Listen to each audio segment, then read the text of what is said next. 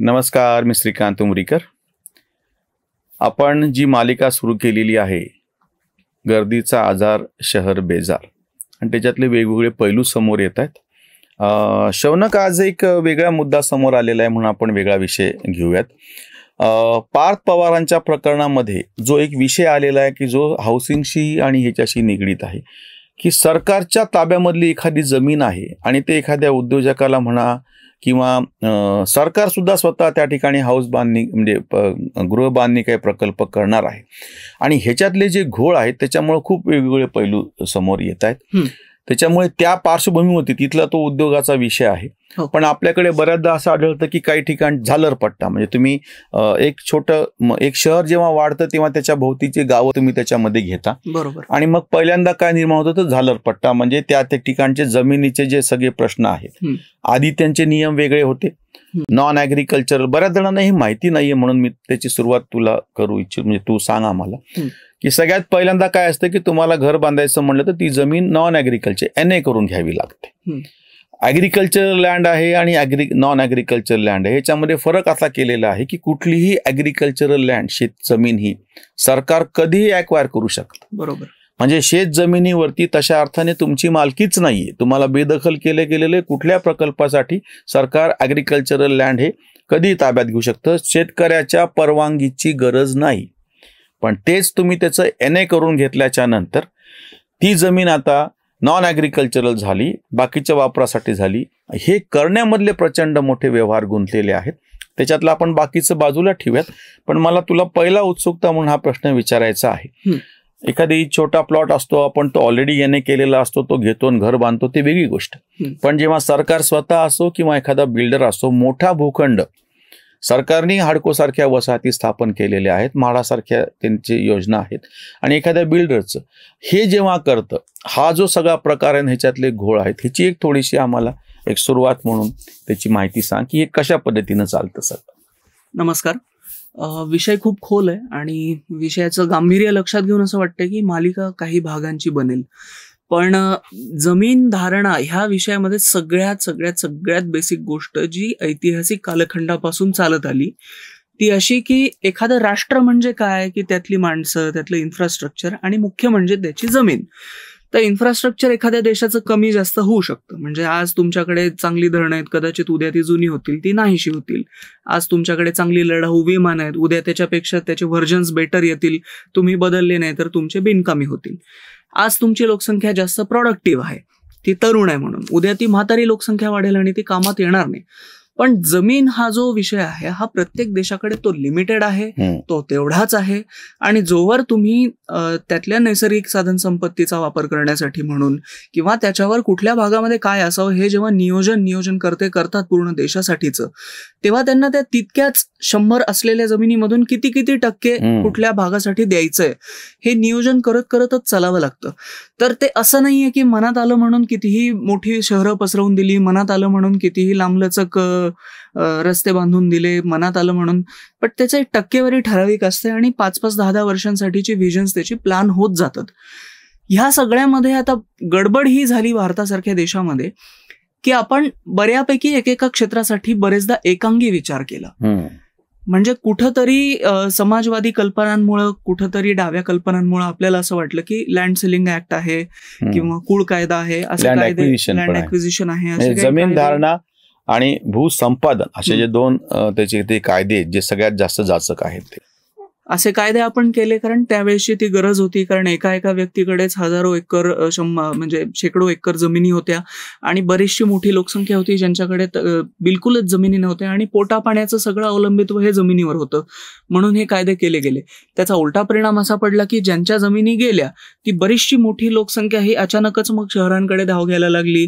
मग शहरांचा विस्फोट, मग इंडस्ट्रियलायझेशनचा विस्फोट, मग त्यातून आपल्या एकूण वनक्षेत्राचा संकोच, आणि मग धरणं आणि नद्यांच्या क्षेत्राचा संकोच, मग राहायला प्रश्न की शेती किती वाढवायची, मग आली हरित क्रांतीचे जेव्हा रिझल्ट हळूहळू करत कमी व्हायला लागले, तेव्हा त्यामध्ये रासायनिक गोष्टी खूप जास्त प्रमाणात वाढवल्या गेल्या. त्याही वाढवून जेव्हा रिझल्ट कमी यायला लागले, तेव्हा शेतीच्या क्षेत्रातली जमीन वाढवत नेली गेली. त्यासाठी वनक्षेत्रांचा अजून संकोच. मग खाणींची गरज पडायला लागली, कारण इंडस्ट्रीयल क्षेत्र वाढत होतं. खाणी वाढल्या की पुन्हा शेतीतली जमीन घ्यावी लागते. असं ते सगळं बॅलन्सिंग करत करत करत देश जेव्हा आजच्या टप्प्यावर येऊन पोहोचतो की आता तुमच्याकडे शहर आहेत, त्यांचा आकार भयंकर मोठा आहे.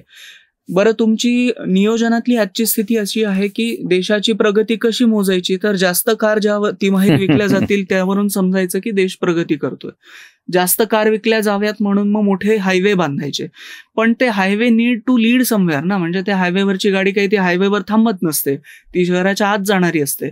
शहराच्या आतमधले इन्फ्रास्ट्रक्चर आहे तिथेच आहे. मग काय करायचं, FSI वाढवायचा. FSI वाढला म्हणजे मग पार्किंग स्पेसेस कंपल्सरी करून 2-4 मजल्यांच्या पार्किंग स्पेसेस करायच्या. तरी सुद्धा तुमच्या आधी असलेल्या इमारती काही रात्रीतून बदलणार नाहीयेत.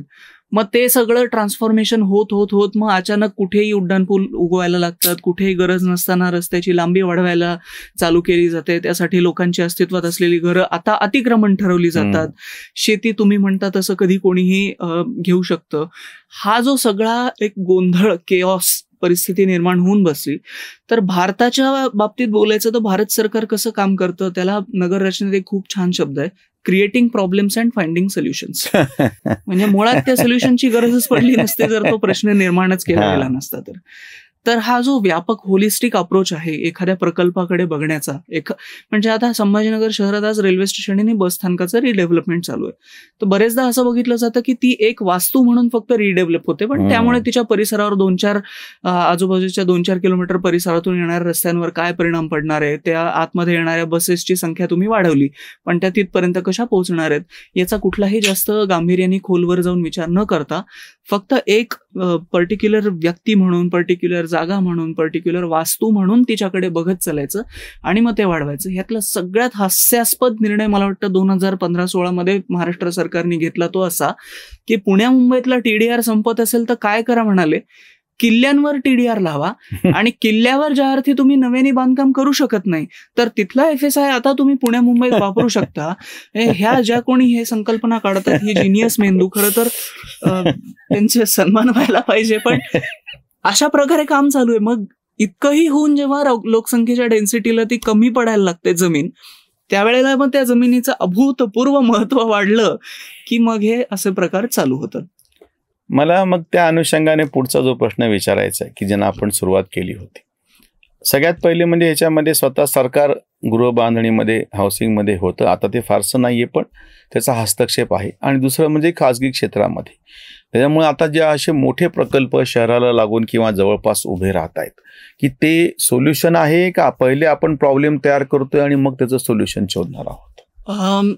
हे जे इथून पुढे चालू होणारा भाग आहे ना ह्या मालिकेतला, हा बराचसा आता अर्थशास्त्राशी निगडीत राहील. आजपर्यंत आपण इतिहासाशी आणि भूगोलाशी बोलत होतो. केंट सारखे जे अर्थतज्ञ आहेत ज्यांनी अमेरिकेला डिप्रेशनमधून वगैरे बाहेर काढण्याचा बऱ्यापैकी त्याच्यामध्ये मार्गदर्शन आहे त्यांचं, तिथून पुढे त्यांचं मत असं पडलं की ही एक फ्रेंच म्हण आहे, लेसे फेअर. लेसे फेअर म्हणजे लेस अफेअर. सरकारने जितकं कमीत कमी कुठल्याही गोष्टीमध्ये लक्ष घालता येईल तितकं कमीत कमी लक्ष घालावं, म्हणजे जनता आणि मार्केट स्वतः त्यांना पाहिजे त्या इक्विलिब्रियमला स्थिरावेल, त्यांना पाहिजे तसे सगळ्या गोष्टींचे दर राहतील आणि जसं मार्केटची डिमांड आहे, जसा सप्लाय आहे ते सगळं होईल. आणि सरकारची ह्यातली भूमिका ही फक्त आणि फक्त नियामकाची असावी, म्हणजे सरकारने नियमन करावं, सरकारने सगळं स्वतःच्या अंगावर घेऊन सगळं स्वतः करू नये. पण हे तत्व भारत सरकार बरेचदा इतिहासात आजपर्यंत विसरलेलं दिसतं. आजही आपल्याला काय दिसतं की एखाद्या धरणासाठी वगैरे एखादं गाव जर अक्वायर केलं गेलं तर नवीन ठिकाणी त्यांना घर बांधून देण्याची जिम्मेदारी सरकार स्वतःवर घेतं. कशासाठी? तुम्ही त्यांना जमीन देऊ शकता, तुम्ही त्यांना पैसे देऊ शकता आणि त्यांची इच्छा असेल त्या पद्धतीने ते बांधतील. त्यांना बांधा वाटलं तर तिथे बांधतील, नाही तर त्याचा मावे जागेऊन दुसरीकडे जाऊन घर बांधतील. तर मग काय होतं की एक सोशलिस्ट ह्याच्यामध्ये एक म्हण आहे की असं म्हणतात की कॅपिटलिझममुळे तुम्हाला काय होतं की घर मिळेलच ह्याची शाश्वती राहत नाही, पण सोशलिझममुळे तुम्हाला घर मिळू तरी शकतं. पण जगातलं सगळ्यात खराब घर कुठलं तर नसलेलं घर. तर हे जे काहीतरी ह्यातला डिलेमा आहे ना, की जर सोशलिस्ट पद्धतीने सरकार चाललंच नाही तर लोकांना घरं मिळणारच नाहीत, ही जी काही एक 30-40-50 वर्षापूर्वीची जुनी संकल्पना आहे, हिला धरून सरकार आजही काम करतं. आणि मग अशी काहीतरी म्हाडा, SRA सारख्या स्कीम्स आजपर्यंत चालू राहतात की आम्ही ते सगळं आमच्या हातात घेऊ, आम्ही ते बांधू आणि बांधून मग आम्ही लॉटरी वगैरे काढून लोकांना अलॉट करू. खरं तर आजच्या काळामध्ये हे सगळं करण्याची सरकारला गरज नाही. आणि ह्या हळूहळू जुन्या योजना आणि हे सगळे जुने त्याच्यामधले डावपेच हे बदलल्या जायला पाहिजेत. नवीन नियमांनुसार, नवीन नियमनानुसार सरकारने काम करायला पाहिजे. एक फार चांगला थोडासा क्रांतिकारक वाटेल की जुन्या व्यवस्थेतल्या लोकांना पटणार नाही असा एक विचार तू मांडतो आहेस. फक्त आपण त्याचं सुतोवाच आता ह्या भागात करूयात आणि पुढे हे करूयात. मला असं विचारायचं की जेव्हा सरकारने हडको सारख्या योजना आणल्या, सरकारने एक खोल्या बांधून दिल्या, टॉयलेट बांधून दिलं, लोकांनी मग पुढे आपलं कंपाऊंड पुढे नेलं, वरती एक खोली बांधली, मनानं ते वाढवत नेलं.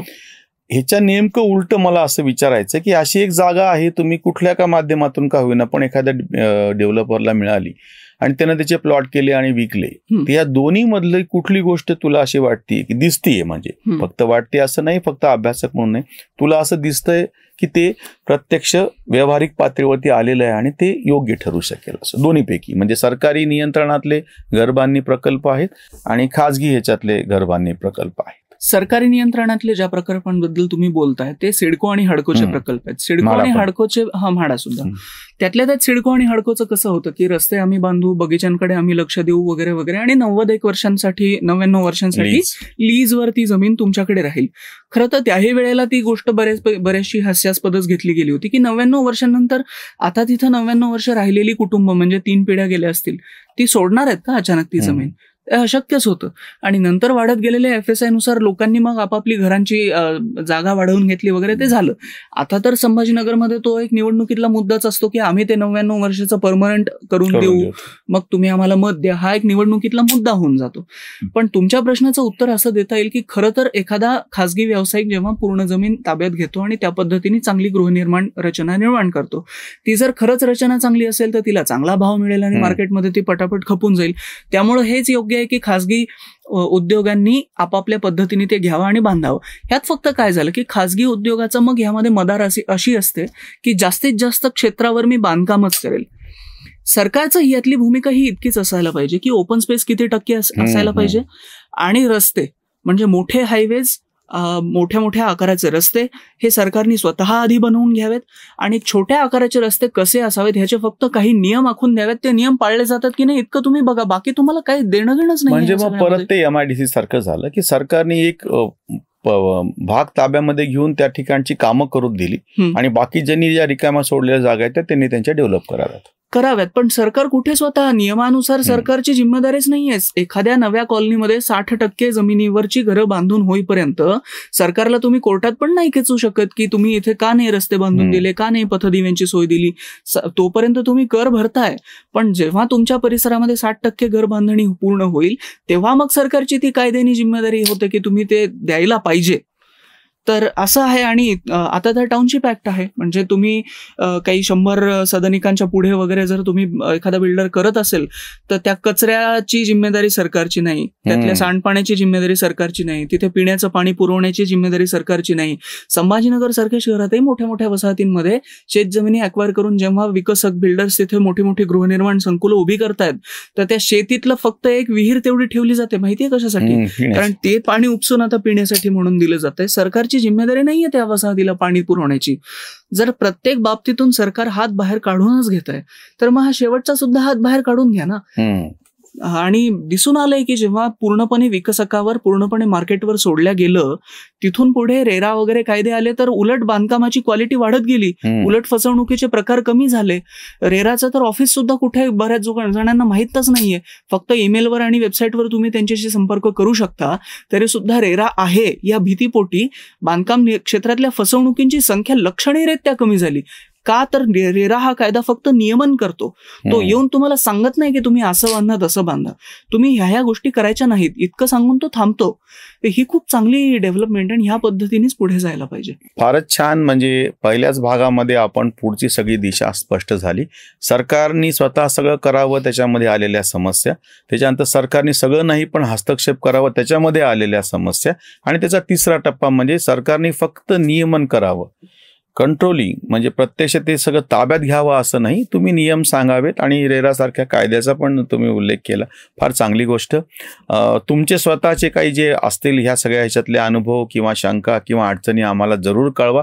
आता ही जी आपण नवीन मालिका सुरू केली म्हणजे त्या मालिकेतला एक जो भाग, ज्याच्या काही भाग होणार आहेत आपण सुरू केलेला आहे, ज्याच्यामध्ये अशा पद्धतीचे ज्या मोठ्या टाउनशिप आहेत सगळ्या की जास्त प्रमाणात म्हणजे ते सरकारने करो त्याच्यातल्या आपण मर्यादा बघितल्या आणि आता खाजगी ह्याच्यातल्या आणि त्याच्यातल्या अडचणी ह्या सगळ्यांना तोंड कसं द्यायचं आणि ह्या सगळ्यातून आपल्याला एक अतिशय चांगला असा समाज जो निर्माण करायचा आहे वसाहतींच्या ह्याच्यातून, त्याच्यावर विचार करायचा आहे. इथेच थांबूयात. धन्यवाद.